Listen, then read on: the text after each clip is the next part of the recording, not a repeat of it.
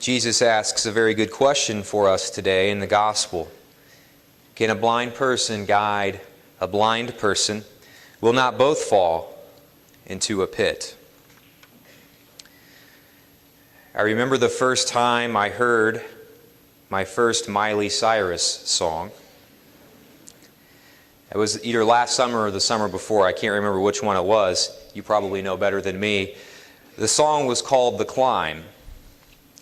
And when I heard it, I instantly laughed out loud.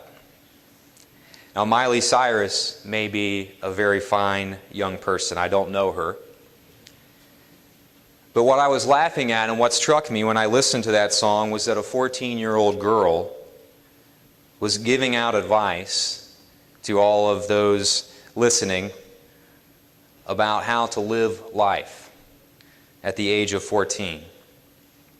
And that's not to suggest that 14-year-olds sometimes maybe haven't had a lot of life experiences. Some of you probably do come from some very serious situations and have endured a lot.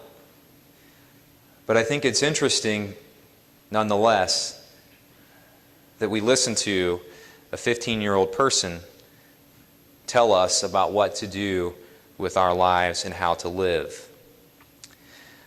Another laugher for me on the radio, I guess I probably actually never laughed. I would have laughed, but if it wasn't so horrifying at the same time, is a radio show that I sometimes hear in the evening as I'm flipping through stations on the way home. Your Time with Kim Iverson. Now, I've heard this show several times, and it's usually a parade of some of the worst advice that I've ever heard. And it's usually, she has on her show, very young people like yourselves, maybe in their young 20s. It is usually about sex and love and relationships. Now, the funny thing about this, or the odd thing, or the sad thing probably actually, about this, is that these same people who come on this show can't stay married themselves usually for more than a couple of months. But yet we pay these people. We listen to these people. We pay heed to their advice. Can a blind person lead a blind person? Will they not both fall into a pit? I think the other interesting thing about some of the people that we listen to as guides today is that we actually pay them and give them our own money.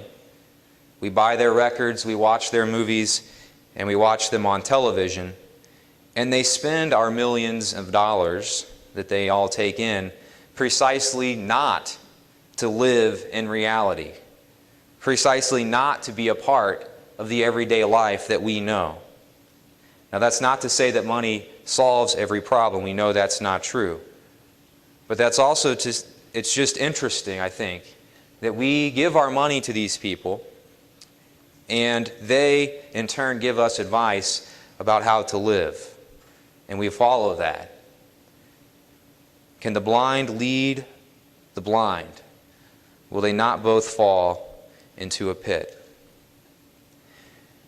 In front of us here today are our grandparents. These grandparents have endured world wars, perhaps the Great Depression. They worked hard jobs, and most of them have been in relationships and marriages for 2 or 3 times longer than you have been alive. They've dealt with real loss of family and friends and loved ones. Have you asked them how you should live? Do you take them as your guide? Or are you content to follow the blind guides that are out there and that are loud in our society today? Finally, the church has been around for 2,000 years.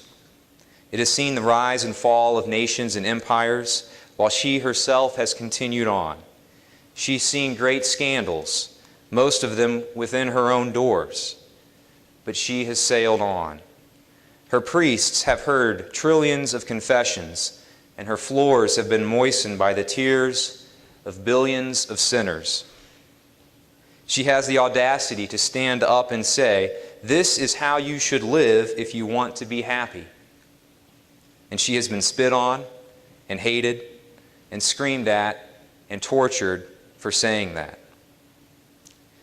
But then again, the church, like these grandparents, probably don't know what she's talking about because she's old. Young people, I challenge you to not be led by the blind.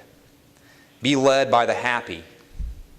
Open your eyes and ask for directions to the good life from people who know, and then follow that advice. Or follow the blind into the pit.